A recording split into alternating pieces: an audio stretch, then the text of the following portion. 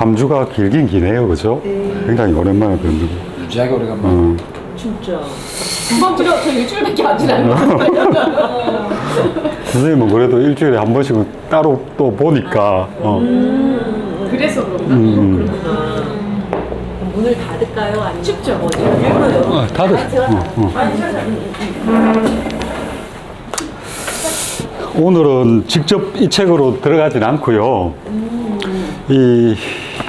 그러니까 심층세계 무의식을 다루는 심리학이라고 하는 학문, 그 학문이 전체 심리학에서 어떤 위치인지 그런 거 정도 하고, 심리학이라는 학문이 다루고 있는 내용들이 어떤 범위인지 그런 거 이야기 좀 해보려고 합니다. 너무 넓어요. 아까도 말씀드렸지만 심리학이라는 게 범위가 워낙 넓고, 사람 사는 것 기본적으로 뭐 정신이라고 하는 게 눈에 보이는 게 아니잖아요. 그죠? 그리고 이 사람들이 표방하는 심리학은 그냥 그 뭐 형이상학이나 이런 게 아니고 과학입니다. 과학이라는 표현은 관찰하고 측정하고 실험하고 데이터화해서 그것에 있는 일반 법칙을 찾아내는 게 과학이거든요. 그러니까 보이지 않는 정신에 대해서 파악해 들어가겠다고 하고 과학적인 방법을 사용하겠다라고 하는데 안 보이는 건데. 그래서 이 심리학이라고 하는 큰 영역에서 보면 두 개 부분으로 나뉘는 것 같아요. 한쪽은 원래 심리학의 주류입니다. 그러니까 심리학과 학과, 대학들 뭐 이런 데 가면 주로 이쪽 계열의 심리학들을 합니다. 뭐 어떤 거냐 하면 뭐 이름이 뭐 정신물리학, 시기에 따라서 이렇게 쭉 써놓은 건데, 심리학에 대해서 뭐 정신물리학, 실험심리학, 구조심리학, 기능심리학, 행동심리학, 인지심리학, 긍정심리학, 대충 몇 개만 이렇게 뽑아 놓은 건데, 저런 심리학은 뭐냐면 의식 영역을 다루는 거고요. 기본적으로 이 심리학이 출발한 지점이 어디 있느냐 하면 인식론에서 출발합니다.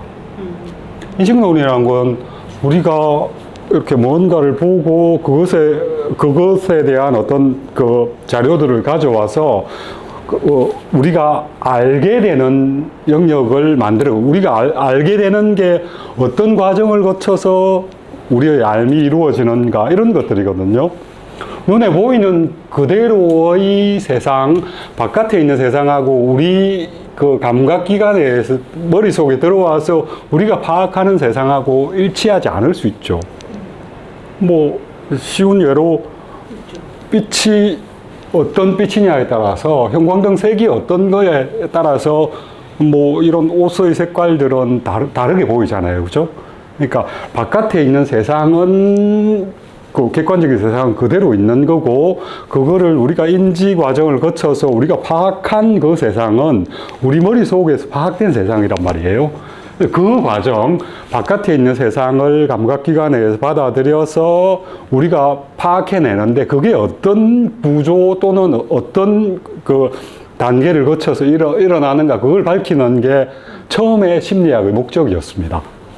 근대 심리학의 목적이었는데, 그런 영역으로 쭉 가는 게 이제 의식 내용을, 의식을 주제, 연구의 범위로 두는 거고요. 우리 인지활동 자체를, 인식활동 또는 인지활동 자체를 연구의 영역으로 두고 그것의 메커니즘을 밝히는 게 심리학의 주류입니다. 이쪽에 이제 무의식, 저기도 무의식이라고 하는 게 무의식만 가지고 하는 건 아니죠. 의식하고 연결되어 있는데, 무의식이 갖고 있는 뭐 우리 의식에서의 작용들의 초점이 좀 더 맞춰져 있죠. 그러니까 저 무의식에 중점을 두는 그 심리학은 우리가 잘 아는 프로이드로부터 시작이 되는데, 초기에는 프로이드의 학문들은 어떤 경우에는 그 심리학 또는 학문으로 인정되지 않았을 정도로 비판을 굉장히 많이 받고, 그게 무슨 학문이냐, 그거 뭐 그 논리적으로 검증도 안 되고 뭐 설명해낼 수 있는 귀납적인 어떤 그런 거에 대해서 누구에게나 다 적용되는 일반 법칙도 찾아낼 수 없는 그런 것들이 무슨 학문이냐, 이런 비판도 많이 받았고요. 근데 프로이드도 그렇고 융도 그렇고 지금 등장한 아들러도 그렇고 저 심층 심리학을 다루는 사람들은 대부분 의사들입니다. 그러니까 의사들이고요. 의사들은 찾아오는 환자들, 심리적인 어떤 문제가 있는 사람들과 상담을 하고 그 문제가 있는 부분들을 에서부터 생겨나는 장애나 뭐 이런 것들을 치료하는 사람들이잖아요. 그죠?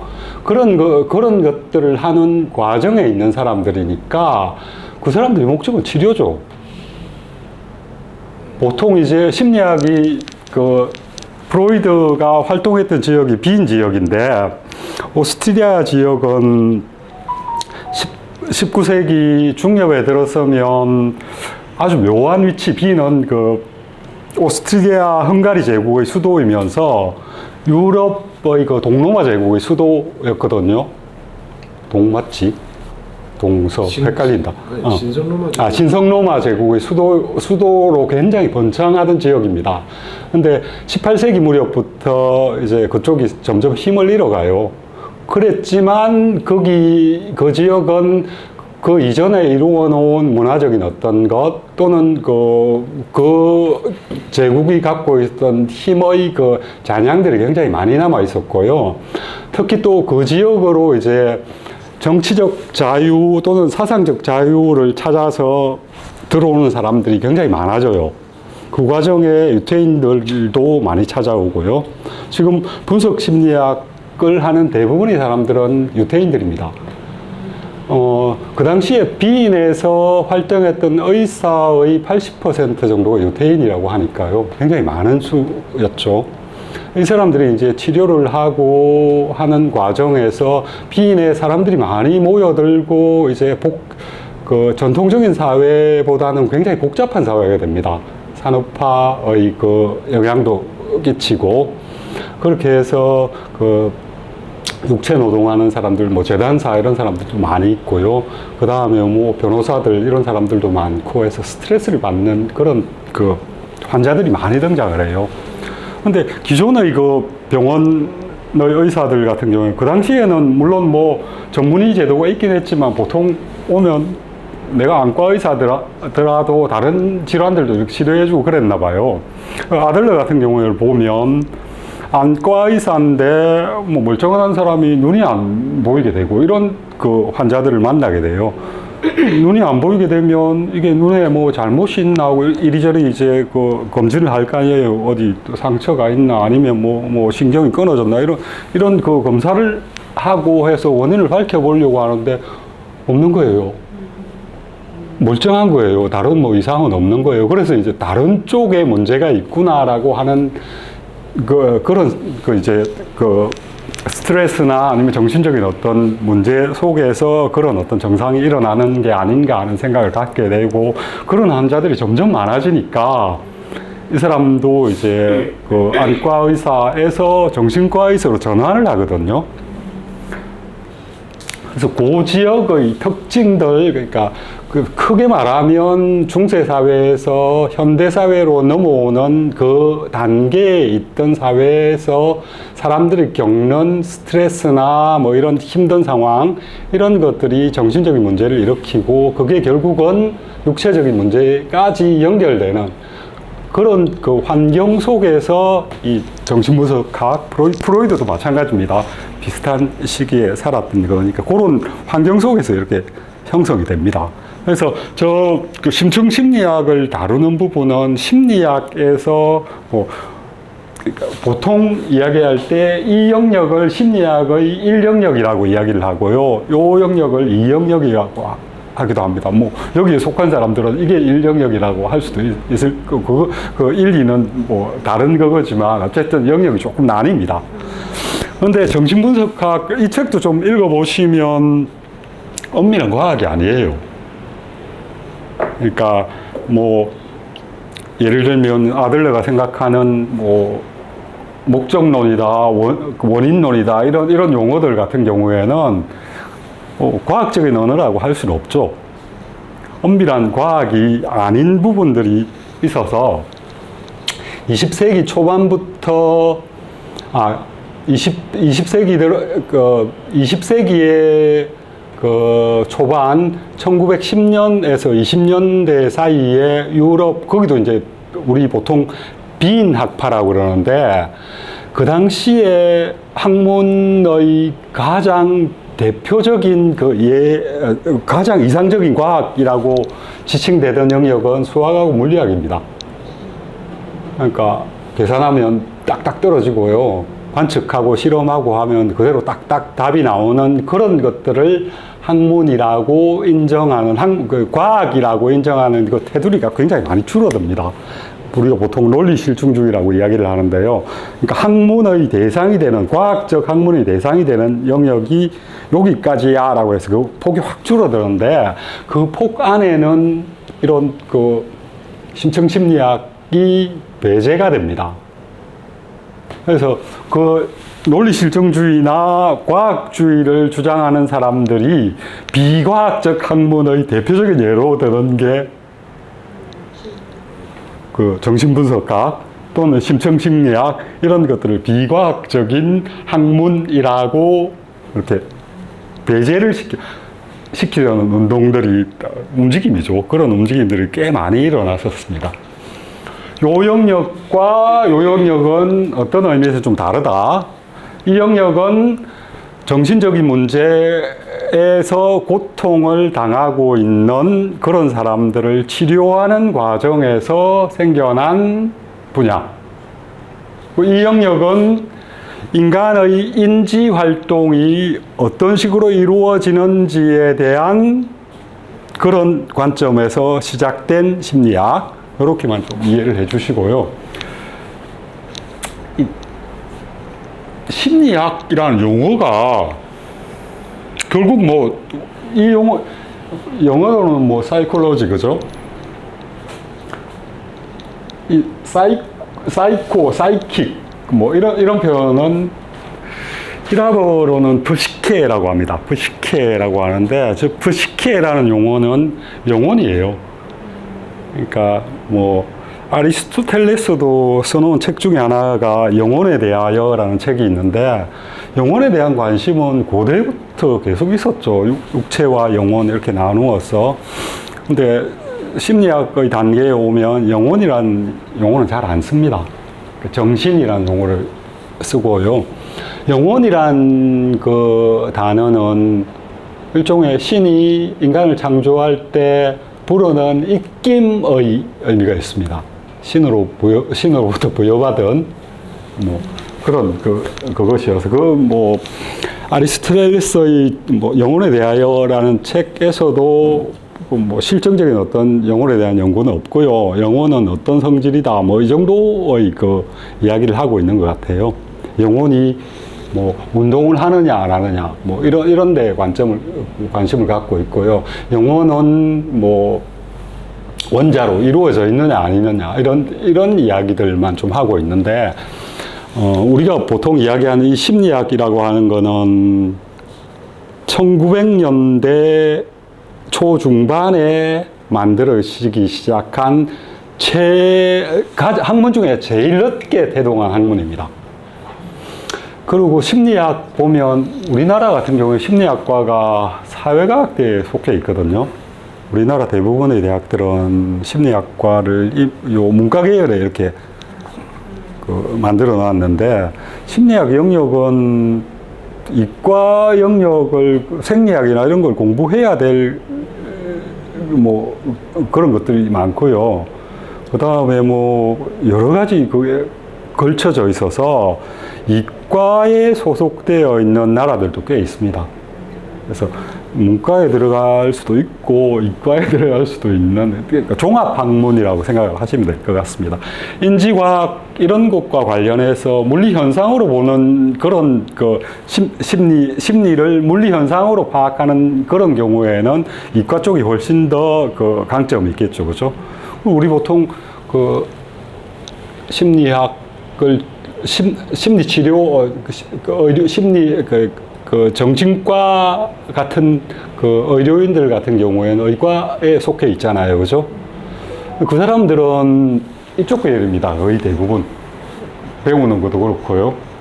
이쪽을 바탕으로 해서 뭐 그 정신에 이제는 그 정신을 들여다보는 시각들이 이 100년 전에 나왔던 이런 틀보다는 훨씬 더 그 과학적인 규명들이 많이 되어 있어 가지고 약물들이나 호르몬이나 뭐 이런 거에 대한 연구를 굉장히 많이 하죠. 뇌의 전기 신호의 과정들 이런 것들을 통해서 뭐 호르몬의 불균형 이런 것들은 약물로 처치를 하고요. 물론 뭐 상담을 통해서 치료하는 것도 병행을 합니다만 그 상담 치료 하시는 분들은 그렇게 많지 않은 것 같아요. 여보세요? 네.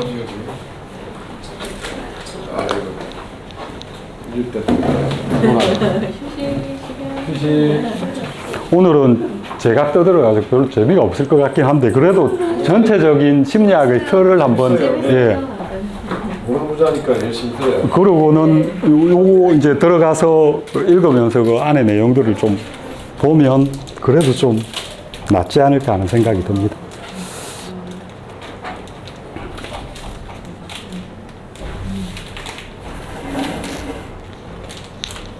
지내셨어요? 네, 너무 길었어요.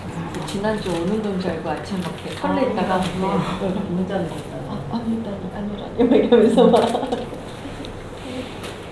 조금 여유신 것 같기도 하고. 네?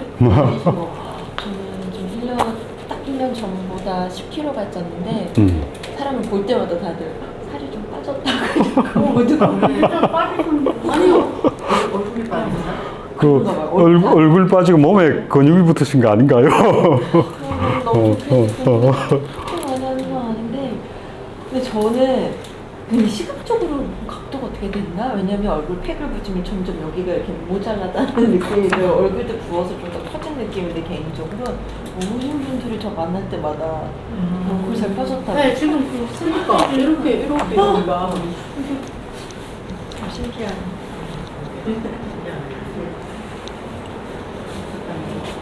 토마토 좀 보세요.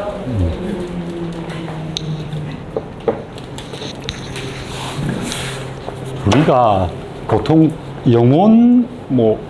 영혼에 대해서는 대부분 다 있다고 생각하고 살겠죠.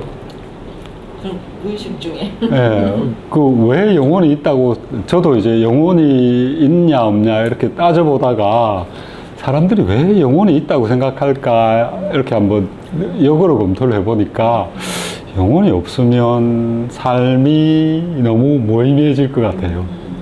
그래서 영혼이라고 하는 게 실제로 있는지 없는지는 모르겠는데 그게 이제 있으면 좀 더 삶의 무게가 더 이렇게 주어질 수 있지 않나 하는 그런 생각이 들더라고요. 그래서 요청된 게 아닌가. 요새 그 종교하고 전혀 상관없이 어떤 분이 코마 상태에 있다가 온몸에 종양이 4가지 다 퍼져 있었는데 이분이 이제 어디를 간 거죠? 엄마 아빠도 만나고 이러고 왔는데 자기를 계속 믿고 싶다고 했는데 너는 이 돌아갈 목적이 네가 돌아가는 걸 선택했는데 이게 돌아온 순간 다 의식이 돌아왔는데 너는 네 몸이 깨끗한 상태로 변할 거야 이랬는데 깨어났는데 온몸의 종양이 다 사라진 거예요. 그 의사들이 다 검증을 하고 있는데 믿을 수가 없잖아요. 그래서 그 사람은 종교인도 아니에요.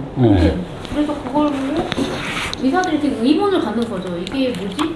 하면서 이제 근데 사실은 그런 거를 연구하는 사람이 많다 보니까 사람은 분자고 원자고 파장이고 에너지고 이런 걸로 따지다가 그 사건이 딱 터지니까 이게 이제 그것도 이제 연구 대상으로 이제 뭘 한다고 그러더라고요. 그렇죠. 그래서 뭐 어떤 의사분은 이 진짜 영혼이 있으면 내가 써놓은 그 종이를 위에서 읽을 수 있을 거야. 올려놓는 사람도 있고 되게 많은데 근데 이게 설명할 수 없는 그것도 종교적인 것도 전혀 아닌데 그러니까 오히려 종교를 가진 사람도 이거 진짜야? 막 이런 생각이 들고 또 없는 사람은 없는 사람대로 이거 뭐지? 왜냐면 온몸에 종양이 있는 게 다 사진 촬영이 됐고 이미 이제 음. 말기 상태였고 그런데 그 한순간 돌아오는 순간 싹 모두 다 없어졌다는 게 사실 너무 불가사의하니까 이제 그런 걸 근데 그 사람이 아니야 이 사람은 의식이 없었기 때문에 못 들었어. 근데 의사들의 모든 말을 다 재현을 해냈어요. 이렇게 다 썼어요. 자기 수술할 때 무슨 얘기를 했으면 근데 그 상태에서는 기억을 아예 할 수가 없대요 의사들이. 근데 그게 되니까 그걸로 인해서 이제 인지 뇌과학을 하는 사람들이 이제 그거에 대해서 이거 어떻게 설명을 해야 되는 거지? 왜냐면 본인들이 다 집도를 했고 다 했으니까 그러니까 막 원점으로 다시 돌아가는 그 사람들 설명을 못 하죠. 근데 설명이 안 되니까 차라리 그럼 무슨 그 사람 뭐 믿는 사람이면 믿음으로 왜 이게 아니고 그러니까 참 그걸 시도한 사람이 있습니다. 네. 그런 거에 대한 심리적인 어떤 그걸 시도한 사람이 융입니다. 그 융 심리학 속에는 우리가 보통 이야기하는 신비주의 이런 영향들이 굉장히 강하거든요. 융은 말년에 전 세계를 이렇게 여행하면서 연구를 지속을 하는데 그 연구 방법이 뭐냐 하면 무당들도 만나고요. 그 다음에 그 종교인들도 만나고요. 또는 문명화되어 있지 않는 부족들도 만나고요. 그런 식으로 해서, 그러니까 그 과학적으로는 설명할 수 없지만, 그 융 안에 이제 집단 모의식이라는 그런 개념이 있는데, 그 집단 모의식 속에는 지금과 같은 현상이 설명이 되거든요. 그러니까 우리 그 집단 모의식 나중에 조금 이제 시간이 되면 그걸 좀 살펴볼 텐데 그 집단 모의식이라는 개념이 요즘 들어서 더 이렇게 그 사람들에게 각광을 받는 이유가 양자역학 때문이에요. 그 집단 모의식 속에는 그 동시성이라는 개념이 존재하는데 그러니까 멀리 떨어져 있는 두 개가 동시에 반응을 하는 거예요. 그러니까 이 사람이 꿈에서 본 걸 나는 현실에서 볼 수도 있고 이런 현상들이 실제로 일어나거든요. 근데 그런 것들에 대한 경험들이 전 세계를 돌아다니면서 무당도 만나고 문명화되어 있지 않은 그런 부족들도 만나고 하면서 그런 사례들을 이렇게 수집을 하고 융은 직접 그런 경험들도 있고요. 그런 것들이 지금 갖고 있는 과학으로는 설명이 안 되잖아요. 근데 양자역학으로는 설명이 되거든요. 완전히 설명은 되지 않지만, 지금 이야기하신 그런 그 사례 속에서 병이 완치되거나 이런 것들도 융 심리학 속에서는 설명이 될 여지가 좀 있습니다. 네. 우리가 아까 계속 하겠습니다. 영혼이라고 하는 걸 이렇게 있다라고 생각을 하는 그런 그 이전에 가졌던 생각들이 우리한테 쭉 이어지죠. 그건 그 심리학 중에 또 문화심리학 이런 그 파트가 있거든요. 어떤 한 문화나 이런 것들에서 쭉 이어지는 어떤 심리라고 하는 건 사고 상태, 세계를 바라보는 시각 이런 것도 심리 안에 들어가니까요. 그죠? 영혼이 있니 없니 이런 거 그거는 과학적으로 설명해내기는 쉽지 않죠.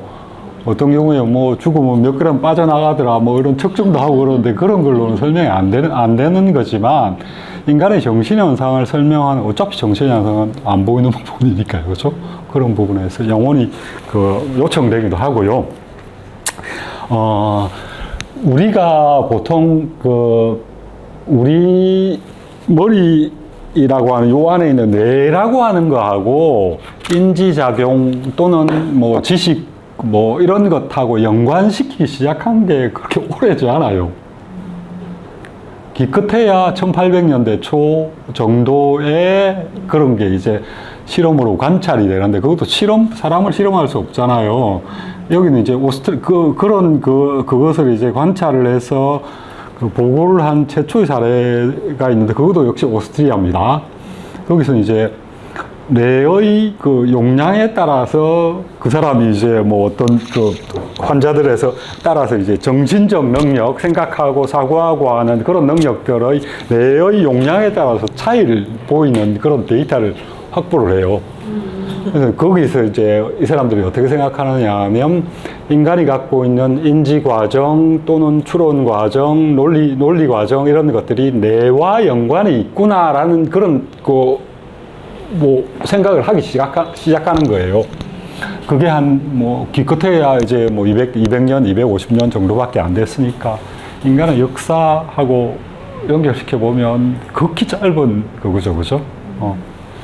이제 그리고 우리가 사는 20세기, 21세기는 급격하게 과학이라고 하는, 그러니까 우리가 지식을 넓혀갈 수 있는 수단을 그냥 대량으로 확보한 시기이고 그만큼 지식의 폭이 넓어진 시기가 되는 거죠.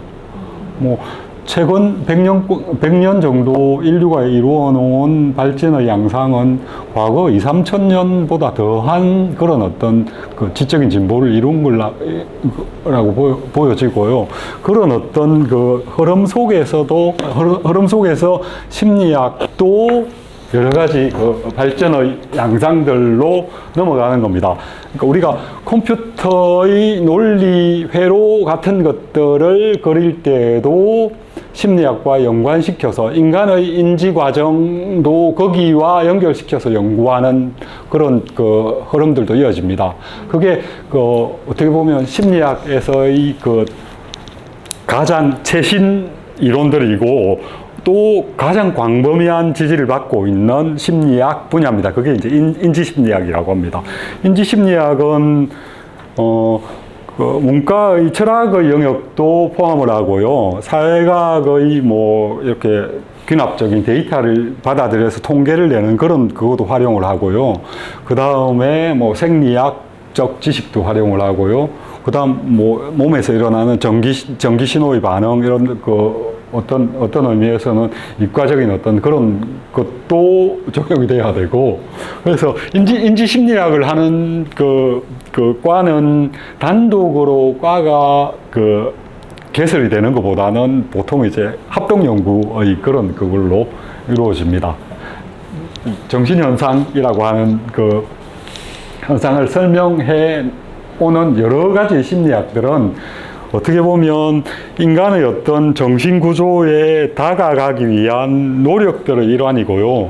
150년 정도 됐으니까, 길게 잡으면 한 200년 조금 넘었으니까, 아직 걸음마한 게 정도가 아닐까 합니다.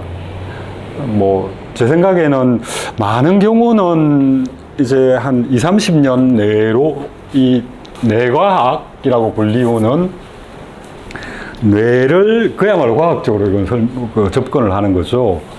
뭐 어떤 약품 또는 전기신호 이런 것들을 통해서 인간의 머릿속에서 일어나는 어떤 그 작용들 이런 것들을 설명해내는 시도를 굉장히 많이 하는데, 이게 어느 정도 정리가 되면 인간의 뇌, 인간의 심리도 거의 많은 부분 다 우리가 알머 영역으로 포함시킬 수 있는 그런 어떤 때가 되지 않을까 싶습니다. 그렇게 되면 이제 우리가 요즘 한참 연구 많이 하는 AI 같은 인공지능도 직원보다 훨씬 나은 형태, 인간에 가까운 인공지능의 그것도 가능해질 것 같고요.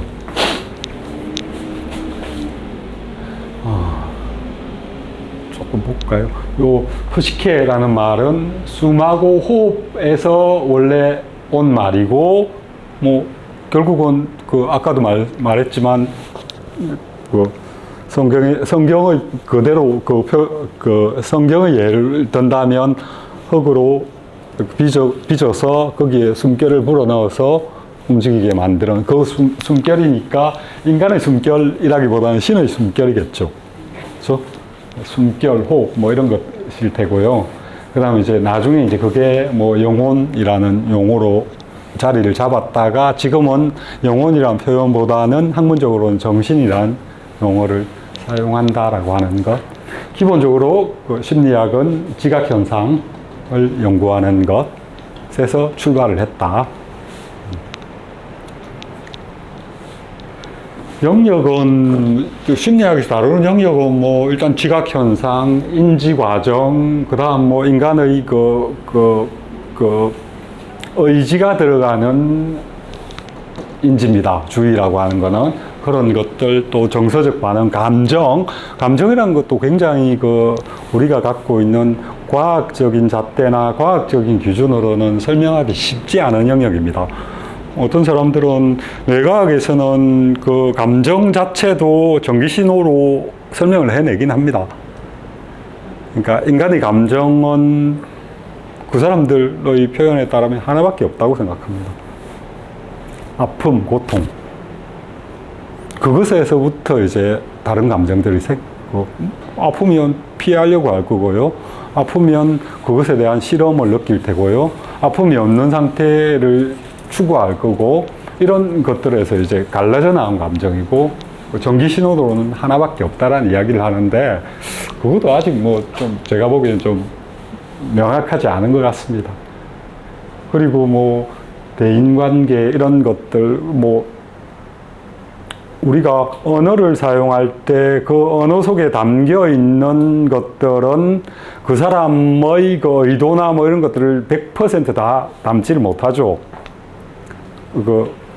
뭐 감정이랑 마찬가지입니다. 그 언어 속에 감정이나 뭐 이런 것들과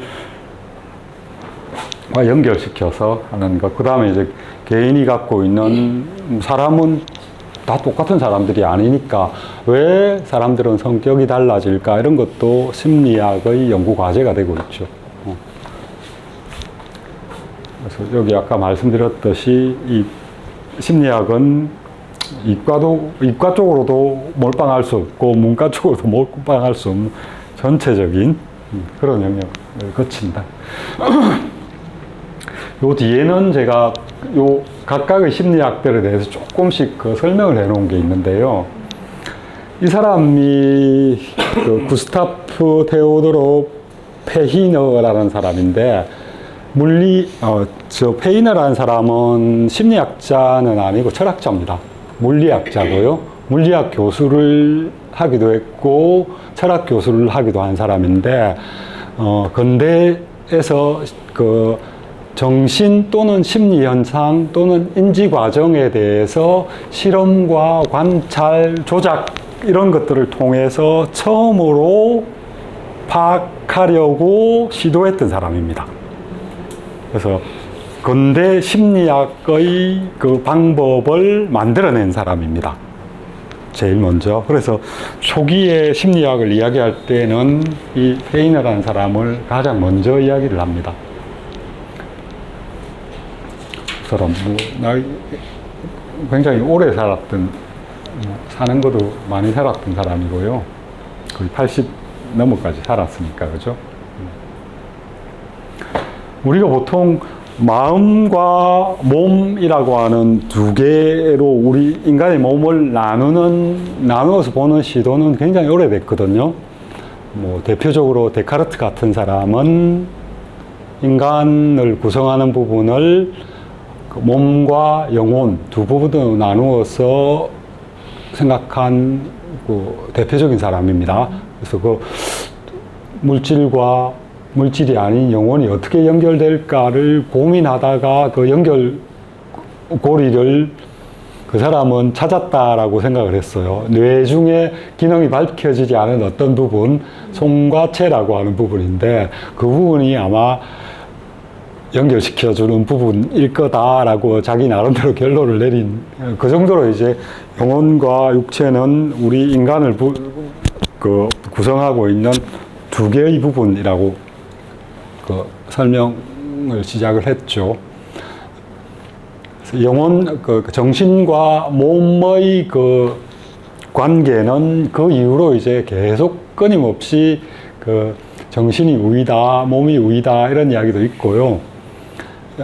진행되다가 최근에 와서는 정신과 몸은 따로 이야기하지 않습니다.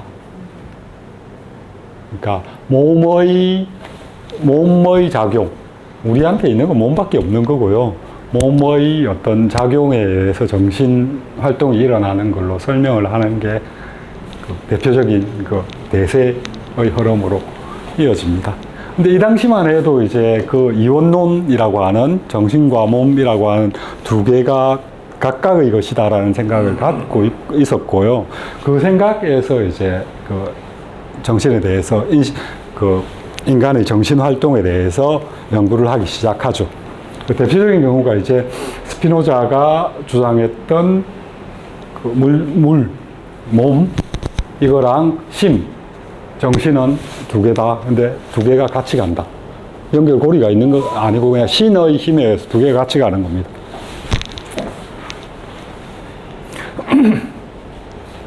그 다음에 이제 등장하는 그게 이 실험 심리학이라고 하는 파트인데, 저 분트라는 사람은 심리학적인 방법으로는 페이네가 썼던 방법을 그대로 가져옵니다.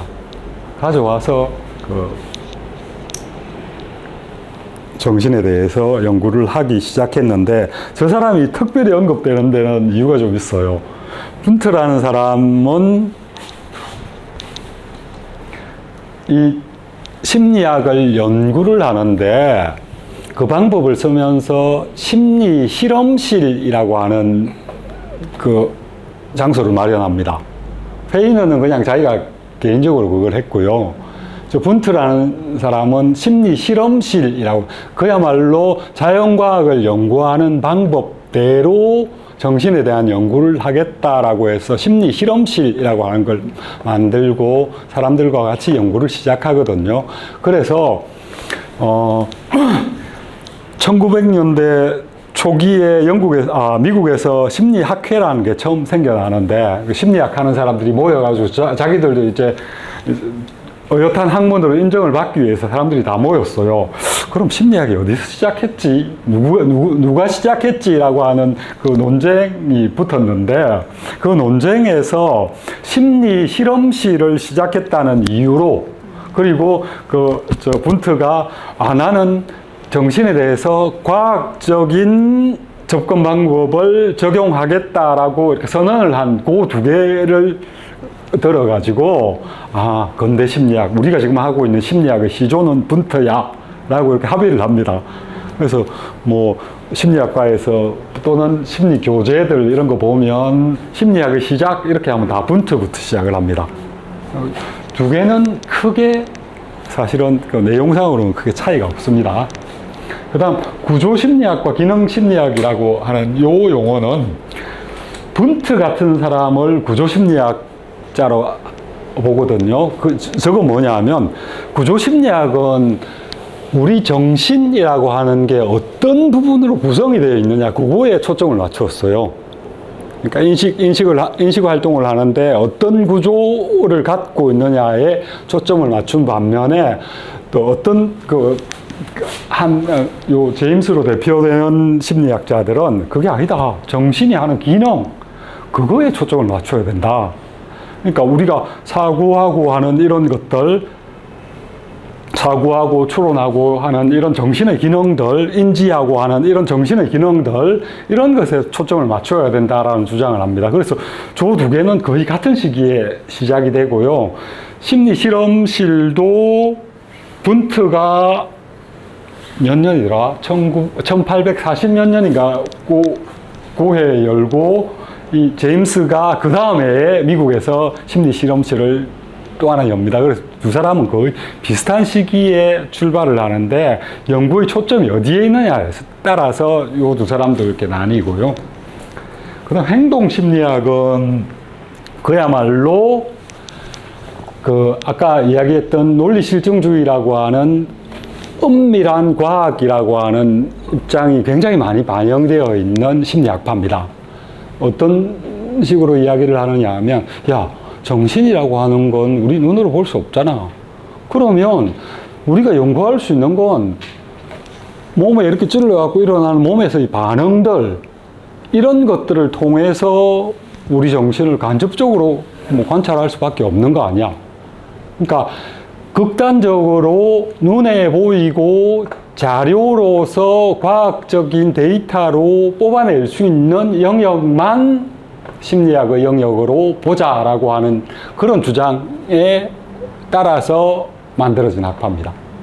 그래서 실험하고 관찰하고, 실험 관찰은 조건을 바꾸면서 해나갈 수 있잖아요. 그죠? 그게 이제 조작이라고 하는데, 그런 것들을 통해서 굉장히 엄밀한 어떤 과학주의를 주장한 학파가 행동심리학. 저기는 이것들은 다 구조주의 심리학, 기능주의 심리학, 주의를 붙이기도 합니다. 행동심리학도 행동주의 심리학 이렇게 붙이기도 합니다. 인지심리학은 아까 설명을 했고요. 그러다가 이제 인지심리학이 20세기 중기부터는 심리학의 대세가 됩니다. 그 심리학이 대세가 되고, 한쪽에서는 그 무의식을 다루는 분석심리학이 세력이 굉장히 커지죠. 근데 분석심리학을 가만히 보면 어떤 부분들이 보이느냐 하면, 분석심리학의 출발점이 뭡니까? 인간이 가진 정신적인 불안함 또는 그 스트레스나 이런 것들을 통해서 몸에 문제가 생기는 것들, 이런 거에 초점이 맞춰져 있죠. 불안 이런 것들을 해서 왜 인간에게는 불안이라고 하는 정신적인 현상이 생길까? 이런 쪽에 초점이 굉장히 많이 맞춰져 있는, 인간의 어떤 안 좋은 측면들, 이런 것들에 초점이 맞춰져 있었는데, 야, 심리학이 그런 것만 할 필요 있냐? 인간을 행복하게 하는 것, 또는 인간 정신 속에 행복, 기쁨, 이런 좋은 요소들 굉장히 많지 않느냐? 그런 것들을 심리학에서 해명해주면 인간의 삶을 훨씬 더 행복하게 만들 수 있고 의미 있게 만들 수 있지 않느냐, 그런 생각들을 하게 됩니다. 그게 한 1970년대 이후 이렇게 등장하는 새로운 심리학의 그 조류입니다. 저건 몇 사람 정도라고 합니다. 근데 기본적인 입장에서 행복함을 연구하나, 불안함을 연구하나, 인간이 갖고 있는 정신에 대해서 들여다보는 건 기본적인 그건 마찬가지겠죠. 그죠? 그리고, 인간이 갖고 있는 무의식을 연구하나, 인간이 갖고 있는 의식을 연구하나, 그건 인간, 정신의 두 측면이 될 수 있고요. 그 부분들은 어차피 지금은 다 상호 영향을 미치고 있습니다. 양쪽에서 엄밀한 어떤 과학의 잣대를 대지 않는다면 어차피 정신현상이라고 하는 건 우리가 과학적인 어떤 시각, 잣대 또는 방법으로 아직까지는 완전히 파악할 수 없는 영역이라고 하는 건 인정을 하고 있으니까요. 그죠? 나중에 이제 융심리학이라고 하는 그 부분을 볼 기회가 있으면, 융심리학 굉장히 어렵거든요.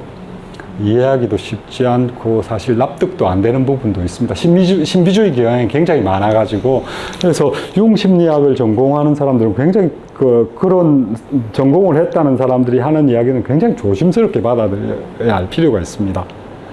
우리 많이 이야기하는 이 책도 어떻게 보면 자기계발서의 하나 대표적인 예로 들 수 있는데, 자기계발서들이라고 하는 책의 특징이라고 하는 게 엄밀하지 않습니다.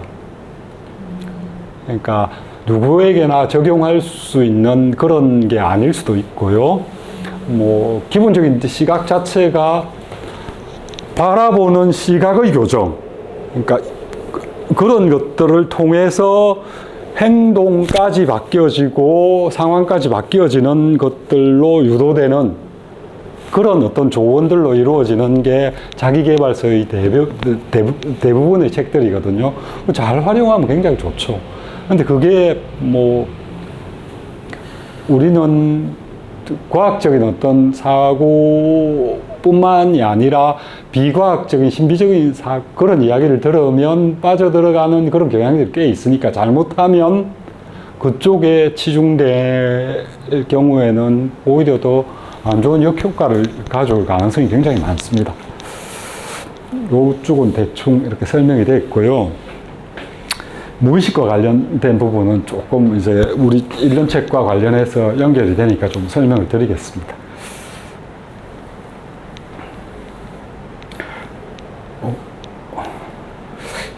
프로이트, 융, 뭐 올라와 있는 사진을 제가 좀 갖고 왔는데, 생겼다. 네. 굉장히 똑똑한 사람들이죠. 두 분 다 유대인이고요. 저 당시 유대인의 삶이 지금도 그렇지만, 지금은 뭐 잘 사는 사람, 뭐 굉장히 미국에서는 유대인들이 자기 하고 싶은 거 다 하면서 사는데, 저 사람들이 살았던 시기에는 유대인들이 삶이 그렇게 굉장히 좋지 못했습니다. 1차 대전, 2차 대전 일어나기 무렵이고, 유럽은 그 당시 전쟁도 많았거든요. 전쟁이 일어나거나 또는 흉년이 들거나 하면 일반적인 민중심리를 이용해서 타겟으로 삼았던, 희생물로 삼았던 사람들이 유태인들입니다.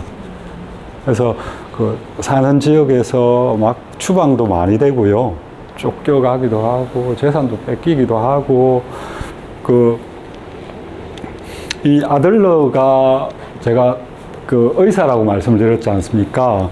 왜 그 아들러나 저런 의사들이 유태인이 많으냐 하면 할 게 없어요. 정부의 공직이나 이런 건 받아주지를 않습니다. 그리고 이 사람들이 뭐 또 의사이면서 그 당시에 뭐 안정되어 있는 그 의사라도 여러 그 진료하는 과들이 있을 거 아니에요. 그죠? 돈 많이 버는 과 이런 게 있을 텐데 왜 정신과나 이런 걸 많이 했느냐 하면 금방 생겨난 과니까 사람들이 진입하는 거 이런 것도 뭐 자기 안정된 과가 있으면 거리 갔을 거 아니에요. 그죠? 이 사람들이 그런 쪽으로 할 수밖에 없었던 이유는 이 유태인들은 그러니까 정부의 공공병원, 큰 병원 이런 데서는 안 받아줍니다. 이 사람들은 의과를 나와도 할 수 있는 일이 개인 병원 개원해가지고 그 뭐 자기 주변의 사람들을 이렇게 끌어들여서 그걸로 밥 벌어 먹고 사는 그런 의사의 역할밖에 할 수 없었던 사람들입니다. 그래서 우리 프로이드가 그 수요회라고 하는 모임을 만드는데요. 거기서 이제 자기 학설도 이야기하고 모여서 수요일마다 모여서 학문적인 토론을 하는 그런 그 모임을 만드는데 모이는 그 흐름을 이어받는 그 사람들이 대부분 유태인들입니다. 의사들. 의사들이 굉장히 많고요. 그러면 집도를 아예 안 시킨 건가요? 그러니까 수술이 이쪽이라면 수술도 불가능. 수술 개인 병원에서 할 수 있는 건 했겠죠. 그죠? 근데 뭐 안과의 이런 그 전문의였으니까 안과 수술 그때 가능했겠습니까? 그죠? 그러니까 외과 수술을 할 수 있게 된 건 항생제가 개발이 되고 난 이후에 그게 가능해지는 거지. 그전에는 칼 잘못되면 뭐 거의 죽는다고 봐야죠. 융이 같은 종씨인 줄 몰랐네요. 저 종씨라니요? 뭔. 칼 구스타프 정. 닮았어요. 병원 씨하고 좀 닮았어요. 아마 그 융은 스위스 쪽에서 태어나고 활동을 해가지고. 저분은 마음고생을 엄청 많이 한 분 같다. 융요? 예. 융도 삶이 그렇게 순조롭지 않았습니다. 굉장히 융의 엄마가 아마 정신질환을 앓았던 사람이었을 겁니다. 그래서 그 엄마를 옆에서 보면서 굉장히 힘들어 했었고요. 어릴 때 거의 보살핌을 받지 못했다고 합니다. 대표적인, 그러니까 여기 지금 뭐 아들러가 심리학의 3대 거장이라고 이렇게 소개를 하고 있는데 사실 아들러는 조금 저 두 사람에 비해서 영향력이나 이런 게 좀 처지는 사람입니다. 별로 이렇게 우리나라에 뭐 이 책 나오기 전에는 아들러에 대해서 알려진 것도 별로 없었고요. 관심도 별로 없었고, 이 프로이트라고 하는 걸출한 인물, 프로이트는 자기는 뭐 어떻게 이야기를 했느냐면 자기는 나는 뭐 새로운 영역 그냥 개척한 사람이 아니다. 나는 새로운 영역을 정복하는 정복자다라고 했을 정도로 자기가 개척한 분야에 대해서 굉장한 자부심을 가졌던 사람입니다. 그리고 인류의 학문의 역사에 있어서도 정말 큰 종적을 남긴 사람입니다. 물론 저 사람이 무의식이라고 한 거에 대해서 그 안에 내용들을 부여해 놓은 것, 성적인 리비도, 성적 에너지를 중심으로 해서 모든 병적 현상, 정신의 병리 현상을 설명한 것, 이런 것들은 맞는 부분도 있고 너무 지나친 부분도 있고요. 나중에 융이나 아들러가 프로이트의 영향하에 있었음에도 불구하고 결국 갈라서 나오게 되거든요. 싸웠다고 하는데 프로이트는 자기 자부심이 굉장한 사람이니까 그것에 대해서 이제 조금씩 이제 시비를 걸고 또는 이제 다른 어떤 입장을 이렇게 피력하는 사람들한테 굉장히 엄밀했던 것 같아요. 그래서 이 융이나 아들러가 프로이트와 떨어져 나옵니다. 그래서 자기 하는 학문 심리학의 이름도 바꿔버리죠. 정신분석학, 내가 하는 건 정신분석학이 아니야. 융 같은 경우에는 분석심리학 이렇게 이름을 바꾸고요. 아들러는 개인심리학 이렇게 이름을 바꿉니다. 그 이름들에도 각각 의미가 있습니다. 그들이 추구했던. 그렇지만 이 융이나 아들러는 분명한 건 하나입니다. 프로이트의 영향력 아래에 있고요. 프로이트의 이론의 기반을 그대로 계승하고 있는 사람입니다.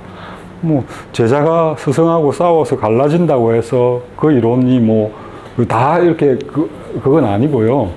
두 사람의 저 사람들 사실 묶어갖고 프로이트 학파라고 합니다. 그 사람들이.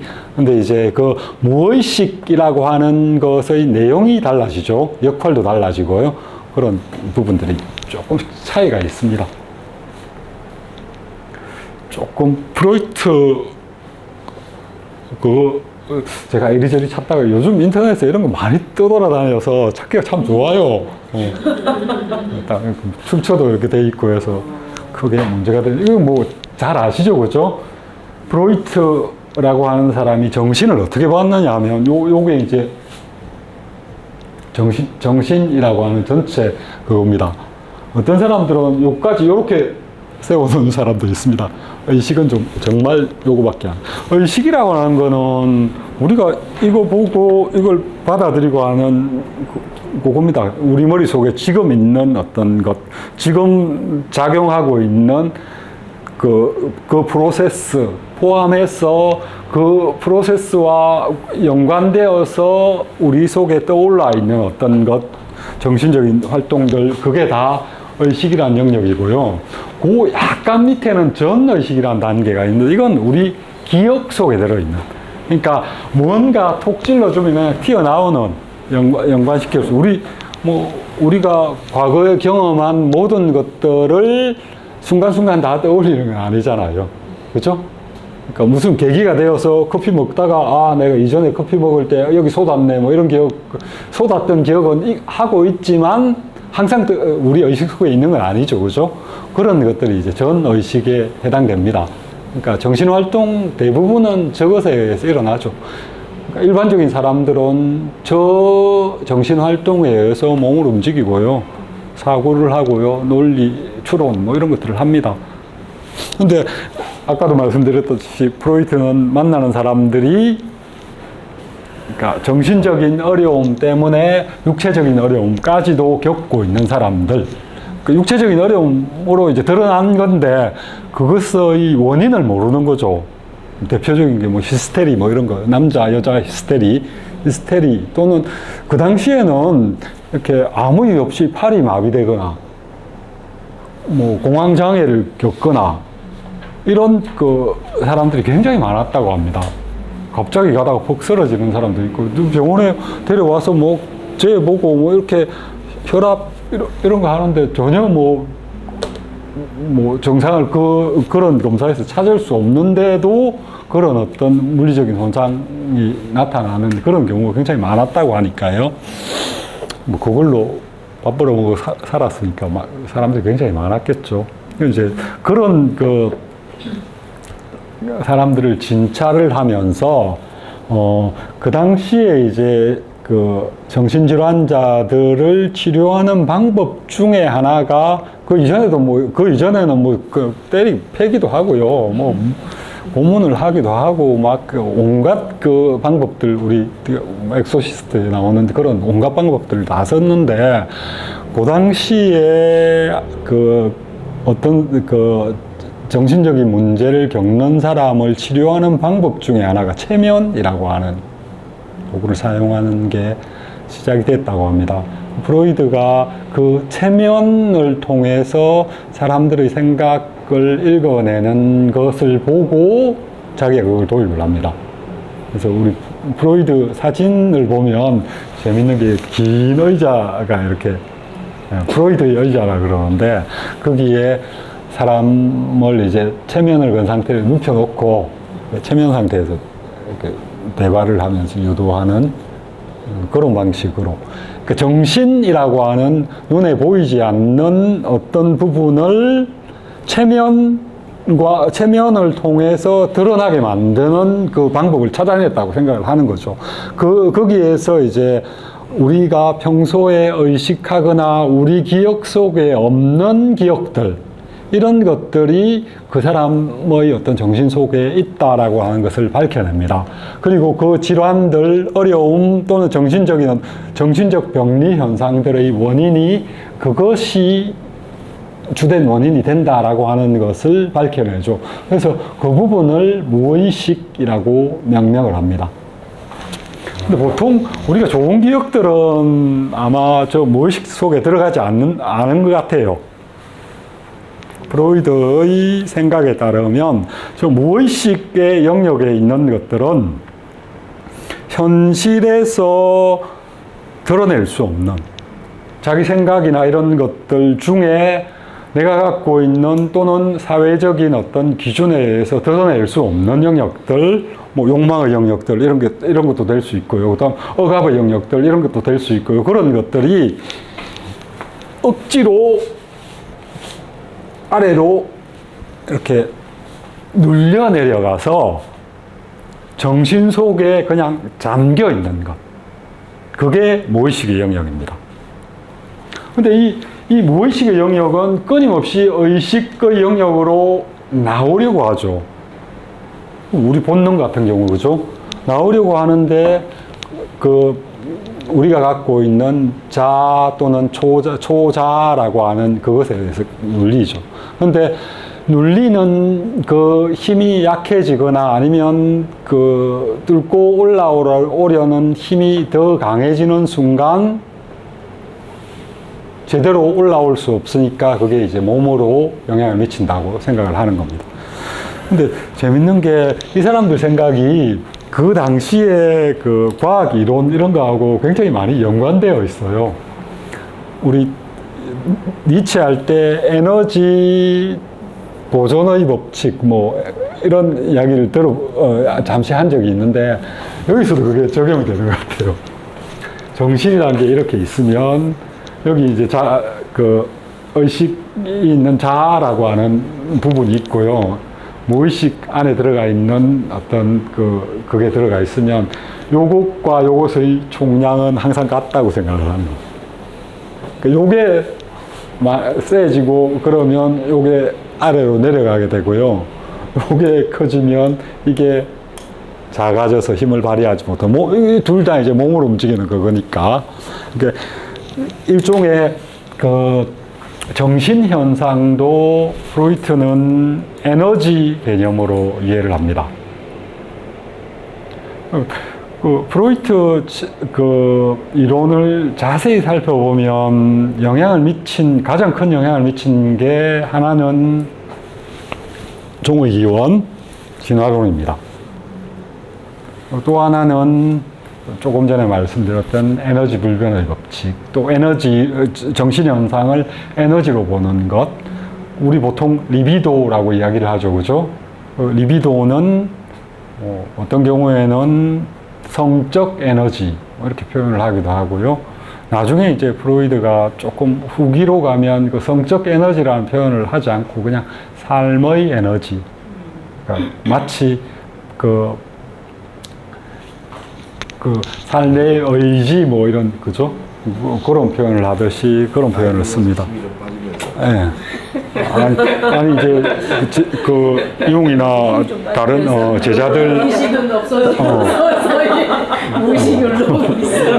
위도가 이렇게 성적 에너지에서 삶의 사회 에너지로 바뀌는 나이 들면서 알게 되는 느꼈어 많이? 그리고 프로이드가 또 하나 영향을 받은 책 중에 하나가 니체입니다.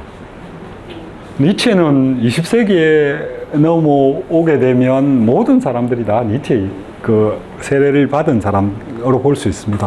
이 양반도 마찬가지입니다. 여기 지금 이야기 의지나 뭐 이런 이야기 굉장히 많이 하죠, 그렇죠? 혹시 니체랑 비슷한 측면이 많다는 생각을 하셨죠? 예, 이 사람도 니체를 굉장히 많이 읽었고요, 좋아했고 또 그 부분을 영향을 아주 깊숙하게 받습니다. 융은 조금 요런 거랑 달리 봅니다. 뭐 좀 더 복잡한데요. 조금 쉬셨다 하실래요? 아까 쉰 거 아닙니까? 어휴, 혼자서 아주 힘드시겠어요. 조금 쉴까요? 갑자기 용처럼 보이잖아요. 조금만 쉽시다. 조금 조심해야 될 부분이 프로이드에 대한 언급들은 좀 과하게 되어 있습니다. 너무 이렇게 누르고 있는 뭐 이게 지금 누구의 사상을 나름대로 쉽게 풀어놓은 책이라는 제목으로 나왔잖아요, 그죠? 그렇게 쓴 책이니까 자기가 쉽게 풀은 그거니까 자기식대로 이해하는 그런 측면들이 좀 있는데 그런 거는 충분히 이렇게 제자리에 갖다 놔도 이 책이 의미가 있거든요. 읽으면서 그런 부분들이 좀 있으면 제가 제자리에 좀 갖다 놓도록 하겠습니다. 프로이드에 대한 이 책을 사람들이 많이 사서 많이 읽었는데 일각에서는 이 책에 대한 비판도 많아요. 그 비판의 초점은 대부분 그런 겁니다. 야, 이게 아들의 사상을 제대로 여기 담고 있냐? 아니다. 뭐 이런 이야기들이 꽤 있는데 그런 부분들은 뭐 이 책을 읽으면서 내가 만족스럽다, 나 이 책에서 도움 많이 받았다 그러면 뭐 아들러든 뭐든 도움은 될 것 같은 생각이 듭니다. 근데 다른 책을 또 우리가 책 한 권만 읽고 사는 건 아니잖아요. 이걸 읽다가 아들러 직접 써놓은 책을 읽거나, 그죠? 아들러가 책을 굉장히 많이 썼습니다. 책을 굉장히 많이 쓴 게 아니라 아들러는 부인이 러시아 사람입니다. 러시아 사람이고요. 그 부인이 사회주의 사회주의의 어떤 운동을 한 사람이고, 아들러 자체도 사회주의의 이념이나 이런 쪽에 굉장히 동조를 많이 하거든요. 그러니까 아들러는 교육 이런 거에 굉장히 관심을 많이 갖고, 사회운동 이런 거에 관심을 많이 갖습니다. 그리고 이 사람 병원에 왔던 사람들 같은 경우에 트로츠키 같은 사람도 부인하고 관계가 굉장히 가까웠고요. 아들러랑도 굉장히 많이 가까웠습니다. 빈에 트로츠키가 와서 꽤 오랫동안 지내거든요. 사상의 자유를 찾아서 빈에 온 여러 좌파 인물들, 이런 인물들과 교류도 많이 하고요. 아들러 이론 속에서 보면 그런 영향들이 굉장히 긍정적으로 들어가 있습니다. 그러니까 공산주의가 아니고 사회주의라고 하는 그런 사회 전체를 생각하는 그런 심리학, 그런 영향들이 굉장히 많이 들어가 있어서 여기는 그런 건 전혀 안 들어가 있잖아요, 그죠? 그런 측면들 좀 보면서 하겠습니다. 융 조금만 볼까요? 융은 그 무의식 세계를 좀 더, 그러니까 긍정적인 측면들로 바라보기 시작한 사람입니다. 오히려 지금의 영향력은 프로이드보다는 융이 더 강하다고 할 수 있을 겁니다. 그런데 원형을 제공한 사람이 프로이드니까 그 부분에 대한 평가는 얼마든지 고평가를 해도 충분히 가능합니다. 프로이드는 의식청을 굉장히 그 짧게, 자잘하게 나누었습니다. 마치 이제 뭐 이렇게 둥근 겹겹이 쌓여 있는 어떤 동그란 구처럼 그렇게 생각을 했었는데요. 제일 그 표층에 드러나 있는 게 이제 의식입니다. 이 의식은 프로이드의 의식과 거의 동일한 의식이고요. 무의식을 크게 세 개로 이렇게 그걸 했습니다. 요 첫 번째 조금 옅은 그건 개인 무의식입니다. 그러니까 인간이 태어나서 삶을 살아오면서 이렇게 억눌려서 들어간 의식들, 뭐 저 개인 무의식 속에는 그냥 억눌린 것도 있고 뭐 그냥 이렇게 아래로 들어가 있는 것까지를 포함합니다. 굉장히 긍정적인 부분이 있습니다. 우리가 살면서 우리 의식하지 않고 행동하는 부분들 굉장히 많죠. 걸어가면서 발 계속 신경 안 쓰잖아요. 그것과 마찬가지로 우리가 밥 먹으면서 뭐 젓가락질 할 때 거기에 의식을 항상 두고 살진 않죠. 그런 것들이 인간관계에서도 마찬가지고 사람 관계에서도 마찬가지입니다. 그런 부분들은 아들러도 개성을 합니다. 아들러는 의식이라는 표현을 쓰지 않고 생활 양식이라는 표현을 씁니다. 그러니까 살면서 축적된 몸과 정신에 축적된 기억들이죠. 그거는 뭐 우리가 의식하지 않던 의식하던 몸을 움직이는데 영향을 끊임없이 미치고 있는 부분들입니다. 그 다음에 그 융에게서 굉장히 특별한 그 요소가 있는데 집단 무의식이라고 하는 저 집단 무의식은 개인에 머물지 않습니다. 저건 어떻게 보면 우리가 뭐 유전자라고 하는 부분들, 유전자 속에 들어가 있는 그런 것들도 집단 무의식에 해당되고요. 한 문화가 갖고 있는 문화적인 어떤 그 기억들, 이런 것들도 집단 무의식에 들어가 있습니다. 그래서 저 집단 무의식은 강하게 이야기하면 이렇게 이야기를 합니다. 인류가 진화의 과정을 거치면서 축적된 모든 지식과 기억들이 저 집단 무의식에 들어가 있다라고 생각을 합니다. 그리고 저 집단 무의식은 모든 사람이 공유하고 있습니다. 그런데 저 집단 무의식의 단계로 모든 사람들이 다 들어갈 수 있는 건 아닙니다. 특별한 어떤 그걸 경험이나 특별한 어떤 그게 주어져야만 저 집단 무의식에 접촉할 수 있습니다. 예를 들면 뭐 아인슈타인이 이루어 놓은 지적 업적들, 이런 것들이 집단 무의식에 기록되어 있다고 생각합니다. 그래서 아인슈타인을 만나지 못한 어떤 사람이 그 집단 무의식에 접촉을 할 경우에는 그 지식을 자기도 모르게 알게 되는 그런 경우도 있다고 합니다. 저 집단 무의식은 또 우리가 문명을 이루기 전에 원시적인 자연 환경에서 살아가면서 자연과 교감했던 어떤 신령한 부분들, 이런 부분들에 대한 지식마저도 저 집단 무의식에 들어가 있다고 합니다. 예를 들면 뭐 바다와 대화를 하는 어떤 부족들, 나무와 대화를 하는 부족들, 동물과 대화를 하는 부족들, 또는 미래를 예언하는 어떤 사람들, 이런 지식들마저도 저 집단 무의식 속에 포함시킵니다. 집단 무의식을 이야기를 하면서 융이 이야기했던 개념이 동시성이라고 하는 개념입니다.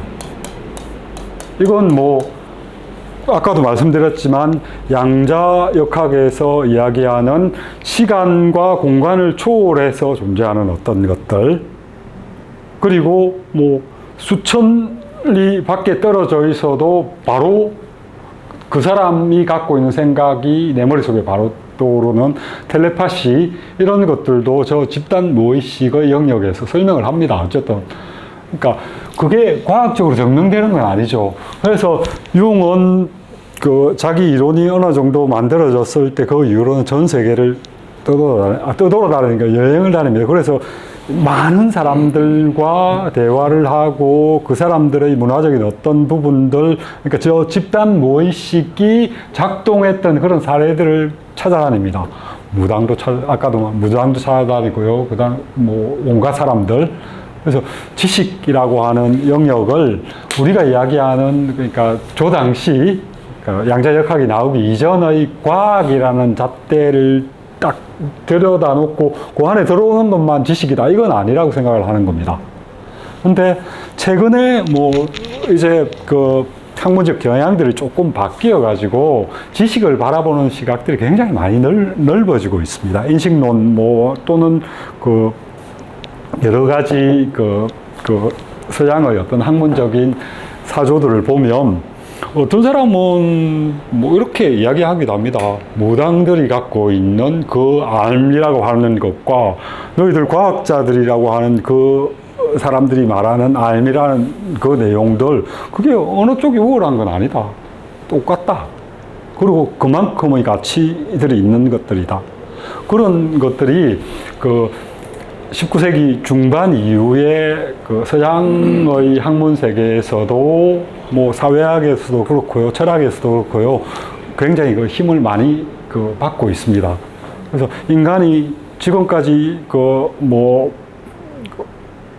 신화나 이런 어떤 비과학적인 그런 어떤 알의 체계들을 뭐 지식의 영역으로부터 한동안은 바깥의 영역으로 배출을 했었는데 그것만으로는 과학이라고 하는 잣대로 뽑아낼 수 있는 그 지식만으로는 우리가 갖고 있는 뭐 세계의 그 현상들, 이런 것들, 우주적인 현상들 또는 심리적인 현상들, 이런 것들을 설명을 못 해내고 있잖아요. 근데 그런 어떤 뭐 이전의 그 다른 체계의 지식들은 그걸 설명을 해내고 있잖아요. 그죠? 그게 의미가 없는 게 아니라 동일한 가치를 지닌 그런 것들로 받아들여지는 뭐 지적 조류들이 조금씩 강해지는 것 같습니다. 저게 원래 누구나 다 가지고 있는데 발현되는 거는 그 어떤 접촉이 있을 때만 이 집단 무의식에 접속이 되어야 된다고 그럽니다. 이야기를 그 접속이 되는 경우는 뭐 우리 선 같은 방식, 그죠? 종교적인 수련의 방식 이런 걸로 접촉하는 사람도 있고요. 또 뭐 꿈 뭐 이런 걸로 접촉하는 사람도 있고요. 아까 프로이트는 이렇게 체면을 통해서 나오는 것 또는 그 사람이 꿈의 내용을 가지고 정신의 어떤 상황들 이런 것들을 이렇게 드러냈잖아요. 융은 재밌는 방법을 또 자기 나름대로 개발해내는데 그 사람들이 하는 그 환자가 사용하는 말을 계속 이렇게 연결시키면서 언어 연상법이라고 하는 그런 그 방법을, 그러니까 최면이나 이런 걸 통하지 않고 그 사람의 의식 구조 또는 그 사람의 의식 안에 들어있는 무의식적인 요소를 끄집어낼 수 있는 그런 방법을 개발을 합니다. 치료 과정에서 굉장히 많이 도움을 받고 있고. 제가 예전에 책에도 읽었는데 어떤 민속학자 지금 돌아가신 분이 되게 유명한 무당을 찾아갔는데 내가 얼마 있냐고 주머니에 동전이 있는데 얼마 있냐더니 맞추더래요. 또 두 번을 맞춰서 그냥 이번에 생각을 안 해봐야지. 그리고 아예 생각 안 했대요. 못 맞추더래요, 이 무당이. 그래서 이건 이 사람은 미래를 맞추는 능력이 있는 게 아니라 내 생각을 읽을 수 있는 뭔가가 있을 수 있겠구나라는 얘기를 하나를 하셨고, 또 하나는 그 유명한 정치인 국회의원 아들이 있었는데 락을 하겠다고 그래가지고 이제 밖에 나가서 아빠 이제 막 구박 받으면서 나가서 하고 있는데 그냥 비가 내렸는데 근데 미아리에 되게 많이 그 점집이 되게 많았었거든요. 근데 거기에서 네가 진짜 유명한 사람이 되는지 안 되는지 한번 가보자 이러고 갔는데 들어가자마자 그 무당이 거기 락 한다는 그 사람한테 모자쓰니한테 소금을 집어 던지더래요. 내일 죽을 놈이 여기 왜 왔냐고, 재수없다고 나가라고. 그러면서 그 옆에 있는 친구한테는 너는 그걸로 먹고 살겠다. 그래서 작가하고 전혀 다른 길을 갔는데 실제로 지금 유명한 작가예요, 이 사람은. 그래서 그 사람이 일화를 쓰면서 그걸 했는데 자기는 그걸 믿지 않는데요. 그러나 그 친구의 일만은 자기는 아직도 왜냐면 자기가 그리고 이제 얘 기분 나쁘니까 술 먹자 그러고 와서 이제 소주집에서 술을 먹고 있는데 잠깐 잠들어서 깨웠는데 죽은 거예요. 실제로. 그래서 그게 김현수 작가가 실제로 지금 작가의 사례에서 이제 이 사람 얘기를 한 건데 김현수 작가가 하여간에 그 한양대 국문과 나온 그 작가가 있거든요. 근데 그 사람 서문에 그게 있었어요. 그러면서 자기는 그래도 믿지는 않지만 너무 잘 그 나가는 친구의 그 친구의 일을 생각하면 되게 마음이 안 좋다 이거를 보면서 아 그것도 무의식의 영역이 아닐까. 추중할 뿐이죠. 그러니까 이게 굉장히 조심해야 된다고 제가 말씀을 드렸잖아요. 굉장히 조심해야 된다고. 그러니까 저 영역이 있는지 없는지 우리는 알 수 없어요. 근데 예지원 같은 거는 그것도 신기한 거. 그러니까 저렇게 연구한 사람도 있다 정도로 생각을 하시고 그런 것들이 우리 삶에 도움이 되는 긍정적인 걸로 작동할 수 있으면 그 승인을 우리가 그걸 받아들이는 거지 거기에 휘둘리면 안 된다는 거. 그러니까 제가 조심해야 된다는 게 그죠? 그러니까 뭐 그래서 융의 심리학은 말도 많습니다. 저런 어떤 부분들은 뭐 우리가 객관화할 수가 없잖아요, 그죠? 그런 부분들은 그러니까 열린 마음의 자세로 봐야지. 거기에다 예. 그러면 큰일 나죠. 조심해야 될 측면들이 있고요. 사람들을 유혹하고 사람들을 속이는데 저런 방법들이 많이 동원되잖아요.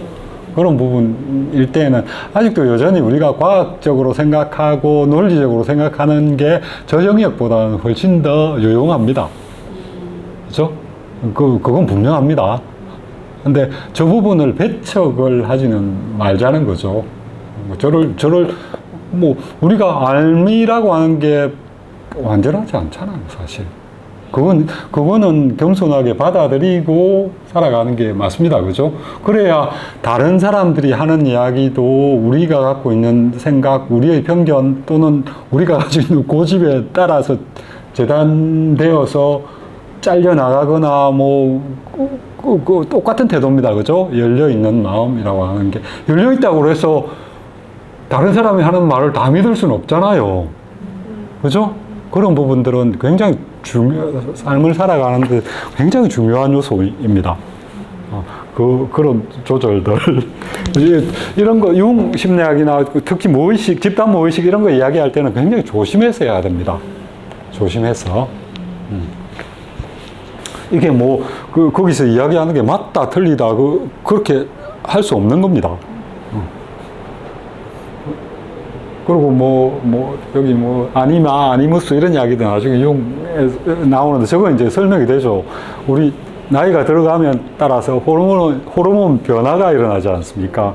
남성 속에서도 여성성이 있고 여성성 속에도 남성성이 있다. 그런 부분들이니까요. 그죠? 과학적으로도 설명이 되는데 융은 이런 이야기를 했습니다. 요 제일 안쪽에 들어있는 자라고 하는 진짜 자기가 들어있습니다. 무의식에 여기서부터 이렇게 뚫고 들어가서 이제 무의식에 닿는 과정이 이제 자기를 실현하는, 자기를 완성하는 거라고 생각을 하고 있고요. 저 완성의 과정은 죽을 때까지 안 끝날 가능성이 많다라고 이야기를 합니다. 그러고 딱 한 이야기 중에 하나가 자기 완성, 자아를 찾아가는 그 과정들은 젊을 때 못한다. 할 수 없다. 저 과정에 들어갈 수 있고 들어가기에 제일 좋은 거는 50, 60이 넘어서 저 과정에 들어가려는 시도를 하라라는 이야기를 합니다. 젊을 때는 의식 영역을 활용하고 의식 영역에 따라가는 게 훨씬 더, 그죠?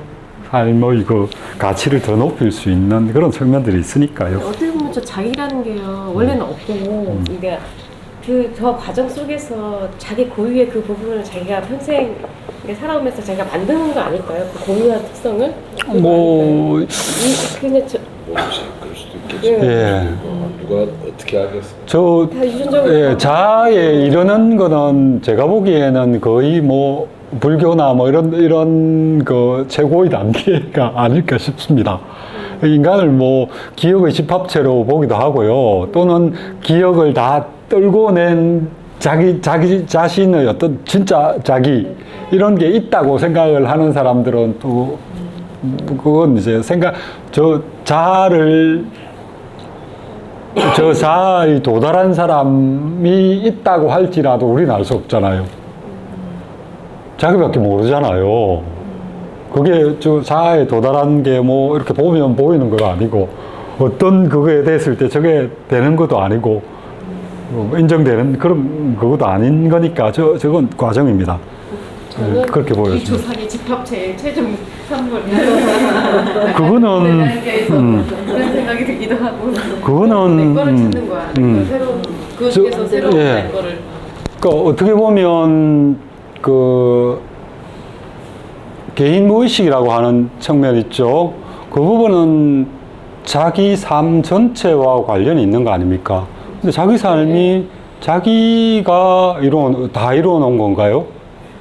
우리가 따르는 규칙, 법칙, 어른 보면 인사하고 왜 인사하는데 하면 뭔가 이유를 많이 댑니다. 아, 나보다 나이가 많으니까, 우리 아버지랑 비슷한 나이니까, 이렇게 하는데 그게 진짜 이유일 수는 없지 않습니까? 그죠?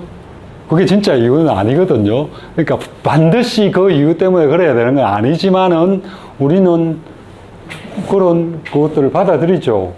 그런 것들은 누가 만들어 놓은 거, 살아오면서 우리 문화가 만들어 놓은 거잖아요. 우리가 우리 기억이다라고 하는 것들이 우리의 활동 과정만을 의미하진 않죠. 그런 의미에서 조상들이 우리 속에 다 들어와 있다. 그렇게 받아들이는 거 가능할 것 같은데, 그것도 좀 과하게 가면 안 되죠. 나중에 그 이야기를 할 기회가 있을지 모르겠지만, 이 아들러의 생활 양식이라는 개념이 이제 일종의 그런 개념인데, 이 생활 양식이라는 개념은 나중에 굉장히 많이 활용이 됩니다. 우리 보통 그 중에 제일 유명한 개념이 아비투스라는 개념이 있는데요. 거긴 또 다른 요소들이 좀 있긴 하지만, 우리 정신 부분도 우리의 기억 그것만으로 이루어진 게 아니다. 우리 문화가 갖고 쭉 살아왔던 역사까지도 포함이 되어 있는 그 속에 이루어진 그런 요소들 있고, 우리 몸도 마찬가지다. 그러니까 아비투스를 이야기할 때 아비투스는 번역도 안 되더라고요. 그것도 생활 습관 또는 생활 틀, 세계관 이렇게 번역할 수 있을지 모르겠지만, 머릿속의 그것과 몸 그걸 두 개를 분리해서 이야기를 하거든요. 그러니까 사람의 삶이라고 하는 게 개인의 활동, 개인의 기억 그것에만 국한되어 있지 않다. 그리고 20세기의 학문들은 대부분 그렇습니다. 해석학이라고 하는 학문의 틀도요, 굉장히 영향력을 많이 미친 그건데, 역사 자체가 결국 우리에게 넘어온 해석 체계. 우리가 이 역사적 과정이라고 하는 게 우리가 지금 세상을 바라보는 시각을 어느 정도는 결정한다. 이런 걸 들더라고요. 만약에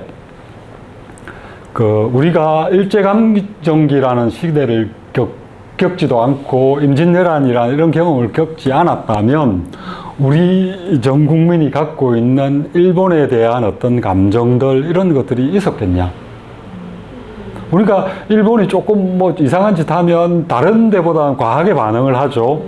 왜 그러는지 그거는 우리의 경험 그것만으로 설명이 안 되잖아요. 우리가 살아왔던 우리의 역사적 그런 경험들 이런 것들이 생각이나 이런 것들로 만들어져서 계속 이어져 온 것들이고, 그게 쌓여서 결국 우리의 생각을 이렇게 방향 짓는 거고, 그것에 따라서 그거에 대해서는 의식하지 않고 그냥 따라가는 측면들이 있으니까요. 그런 부분들을 들고 있는데 맞는 것 같아요. 그러니까 우리의 삶이나 몸도 마찬가지고 정신의 어떤 활동들 이런 것들도 우리 경험만으로는 설명을 못하죠. 근데 아들러는 이 융에 비해서는 무의식이라는 측면 이 부분들은 이야기하지 않습니다. 그러니까 제가 보기에는 아들러 같은 경우에는 개인 무의식은 좀 이야기를 하는 것 같고요. 개인 무의식에서 뭐 그게 이제 사회, 문화, 모든 사람들이 만들어 놓은 그런 틀에서 형성되는 거, 그것까지 인정을 하는 것 같고, 굉장히 요 앞에 두 사람에 비해서 그 현재에 초점이 맞춰져 있습니다. 과거의 기억, 경험, 이런 것들은 그 융이나 프로이트의 그걸 따르고 있지만, 그 경험을 바라보는 그 잣대가 니체를 따르고 있습니다. 의지라고 하는 측면. 그것을 적용을 해서, 그러니까 과거보다는 현재 또는 이후에 만들어갈 삶, 그렇죠?